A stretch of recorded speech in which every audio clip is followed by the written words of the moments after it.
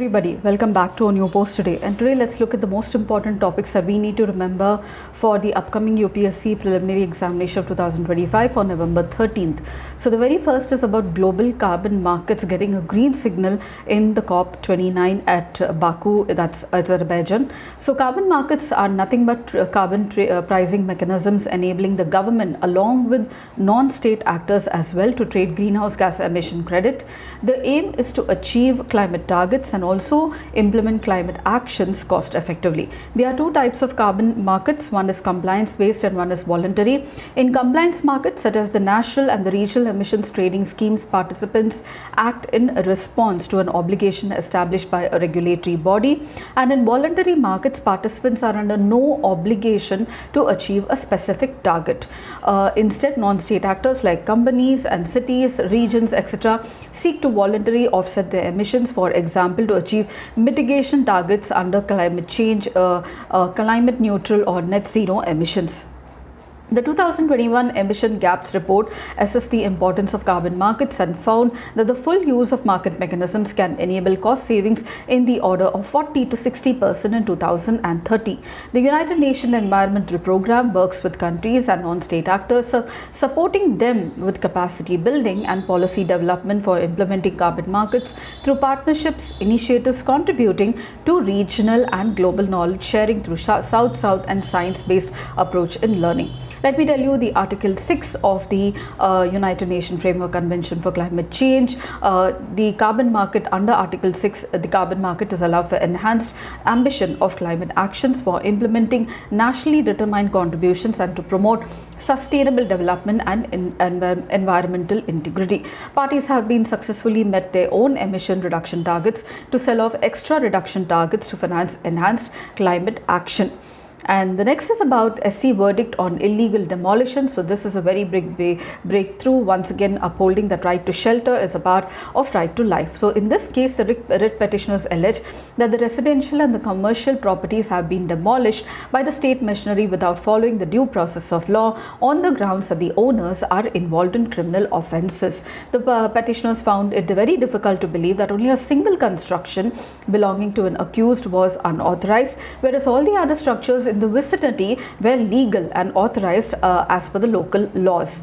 Now, lifting the veil, Justice Gavai Vishwanathan bench, the two bench of the Supreme Court, held that even if the demolition is justified for the breach of municipal laws or panchayati law, the principle of the rule of law needs to be considered. Demolitions, they held, is an extreme step and therefore which would be disproportionate in such cases, because certain unauthorized construction could be compoundable, and there may be certain constructions which are only part of it which is required to be removed. They also said that the right to shelter is a part of Article 21, and if the people are to be dishoused, the authorities should take the step to satisfy themselves that they have violated the law and just not on other grounds. So except for the violation of law. The bench examined hidden motives of the authorities who demolished the so-called illegal properties, and if anyone of the residents of such a structure is accused of a crime, the authorities should be permitted to demolish the entire structure, thereby leaving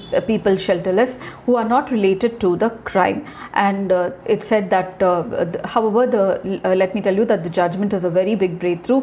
The Supreme Court used its powers under Article 142 of the Constitution to provide complete justice. And according to Amnesty International, 5 states have gone through this demolition drives, illegal demolition drive in the states of Uttar Pradesh, Delhi, Haryana, Jharkhand and also Madhya Pradesh as well. Apart from that, we've seen Rajnath Singh, our Minister of Defence, speaking about adaptive defence during the very first Delhi Defence Dialogue. So what exactly is adaptive defence? He said it is a strategic approach where the nation's military and the defence mechanism continuously evolve to counter emerging threats effectively. The government is creating an adaptive defence in the country to counter emerging challenges posed by the fast changing world in today's time. Adaptive defence is not merely responding to what happened but anticipating what could happen and preparing proactively for the future. In essence, it involves cultivating a mindset and also capability to adapt, innovate and thrive, seen in the face of unpredictable and evolving circumstances. Also, the Delhi Defence Dialogue, the very first dialogue was held in November 2024, 12th and 13th, and it was instituted by the Manohar Parrikar Institute for Defence Studies. It is a premier platform for addressing the multifaceted challenges of defence and security in India. And the next is about India and Bangladesh to make land ports operational. So the Sabroom land port is going to boost India-Bangladesh trade, and it is going to begin next work. And also land ports are also called as integrated checkposts. These are areas on international borders to facilitate cross-border trade and travel. The land ports are located on international borders and include roads, highways and railways. The land port houses customs, border protection and other inspection agencies. They are statutory bodies and or areas under the Customs Act of 1962 and the Foreigners Act of 1946. And the last one is DRDO carrying out the test of a long-range cruise missile.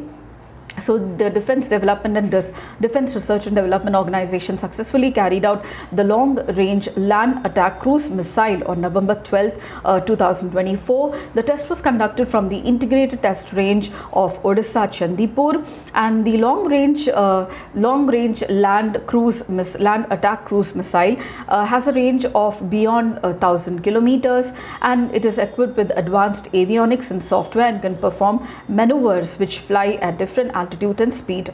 It is a completely indigenous product of DRDO Aeronautical Development Establishment in Bangalore and the Bharat Dynamics Limited in Hyderabad, along with BEL, that is Bharat Electronics Limited in Bangalore as well. And the significance is nothing but paving the way for future development of cruise missile. So what exactly is a cruise missile? A cruise missile is nothing but an unmanned self-propelled vehicle that flies on the path just like an aeroplane. It flies very close to the earth and its trajectory is straight like an aeroplane. It uses jet engines and aerodynamic lift to maintain the flight, and missiles on the basis of range are categorized into short range from 300 to 1000, medium range from 1000 to 3500, intermediate from 3500 to 5500, and beyond 5500 is called as intercontinental ballistic missile. So these are the most important points I thought that I should be sharing with you for November 13th. If you did, please do like, share and subscribe, and don't forget to comment at the end of the video. I shall see you tomorrow in November 14th. Until then, it's very happy learning.